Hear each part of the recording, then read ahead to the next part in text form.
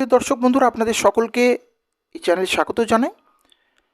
আমরা যে যেখানেই থাকি না কেন, কেউ গ্রামগঞ্জ শহরতলীয়, দেখবেন লোকপ্রচারের অর্থাৎ লোকপ্রচার বলতে আমাদের আশেপাশের কিছু মানুষজন লোকের মুখে আমরা কিছু বার্তা বা কিছু ধর্মীয় কথা শুনে দেখবেন বড় হই।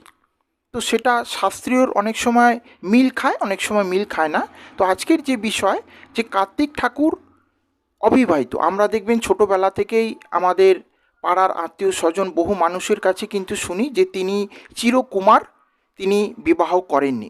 কিন্তু শাস্ত্রে অন্য কথা বলছে। আমি নিজেও একদা একটা সময় এটা কিন্তু জানতাম, যবে থেকে ধরুন এই শাস্ত্র বিষয় নিয়ে পড়াশোনা শুরু করেছি, তারপর দেখছি যে লোকপ্রচার অর্থাৎ মানুষের যে কথাবার্তা, তার সঙ্গে শাস্ত্রের কোনো কিন্তু মিল নেই। আমি আগামী একটি ছোট ভিডিওর মাধ্যম দিয়ে আপনাদের সকলকে জানাবো যে কার্তিক ঠাকুরের স্ত্রীর নাম কি এবং কার্তিক ঠাকুরকে দেব সেনাপতি কেন বলা হয়। তো আজকের যে বিষয়টি, যে কার্তিক ঠাকুরকে তার যে নামকরণ, যে কার্তিকই বা কেন বলা হয়, তার কিন্তু আরও অন্যান্য নাম আছে। তো আপনাদেরকে একবারে সংক্ষিপ্তভাবে জানাই যে আমাদের হিন্দু সনাতন ধর্মের বৈদিক জ্যোতিষ 12টি রাশি, 9টি গ্রহ, 27টি নক্ষত্র এবং 12টি ভাব নিয়ে গঠিত। তার মধ্যে আরও অনেক কিছু আছে। তো যাই হোক, মূলত সংক্ষিপ্তভাবে বোঝানোর জন্য বলছি। এই 27টি নক্ষত্রের মধ্যে কৃত্তিকা নামে এক নক্ষত্রের দেবী আছেন। এই কৃত্তিকার নাম অনুসারেই কিন্তু কার্তিক ঠাকুরের নামকরণটা হয়। তার বিস্তারিত কাহিনী আছে যে কেন কৃত্তিকা দেবীকে তিনি মা বলেন, এবং কৃত্তিকা দেবী কিন্তু এই নামকরণটা মহাদেব এবং পার্বতী দেবীকে বলেছিলেন যে কার্তিক আমারই সন্তান, তাই আমার নাম অনুসারে আপনারা যদি এনাকে কার্তিক ডাকেন, অর্থাৎ কৃত্তিকা নাম অনুসারেই কিন্তু কার্তিক ঠাকুরের নামকরণটা হয়েছে। তো কার্তিক ঠাকুরের কিন্তু আলাদা আরও কিছু নাম আছেন। তিনি যখন জন্মগ্রহণ করেন তার কিন্তু 6টা মাথা ছিল, সেই জন্য তার নাম হয়েছে সরানন।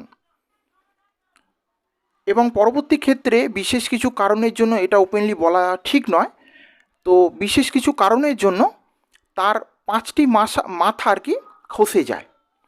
তো সেই 5টি মাথা তো সাধারণ ব্যক্তির কোনো মাথা নয়। দেখবেন আমরা যে দেবদেবীর উদ্দেশ্যে প্রত্যহ বা যখন আমাদের বাড়িতে পুজো হয়, যাই করি না কেন, দেখবেন পঞ্চপ্রদীপের মাধ্যম দিয়ে দেবদেবীর উদ্দেশ্যে আমরা যে আরাধনা করে থাকি, সেই পঞ্চপ্রদীপটাই কিন্তু ওই কার্তিক ঠাকুরের 5টা মাথার উদ্দেশ্যে তৈরি করা হয়েছিল। ঠিক আছে?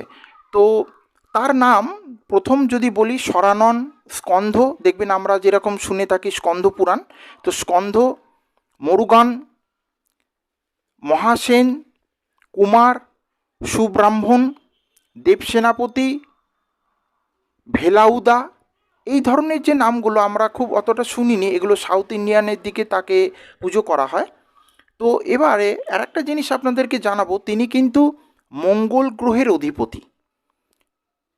তো যে ব্যক্তির ধরুন বিবাহ হয়নি, আমরা কার্তিক ঠাকুরের পুজোটা কেন করি না? বিবাহ জীবন, যাতে দাম্পত্য জীবন ভালো থাকে এবং দাম্পত্যের উদ্দেশ্যে তার যেন কোনো সন্তান জন্মগ্রহণ করেন। তো যে ব্যক্তির বিবাহ হয়নি, তিনি দাম্পত্য জীবন কি বুঝবেন বা সন্তানের মূল্যায়নটা কিভাবে বুঝবেন? তাই লোকপ্রচারের যে বক্তব্য বা যে বার্তা আমরা সকলেই ছোটোবেলা থেকে শুনেছি যে কার্তিক ঠাকুর বিবাহ করেননি, এটা কিন্তু সম্পূর্ণ ভুল। আমি আগামী একটি ছোট ভিডিওর মাধ্যম দিয়ে আপনাদেরকে কার্তিক ঠাকুরের স্ত্রীর নাম জানাবো এবং কার্তিক ঠাকুরকে দেব সেনাপতি কেন বলা হয় সেটিও জানাবো। তো নমস্কার প্রিয় দর্শক বন্ধুরা, আমার এই ছোট্ট ভিডিওটি আপনাদের যদি ভালো লাগে চ্যানেলটিকে লাইক করবেন, সাবস্ক্রাইব করবেন। নমস্কার।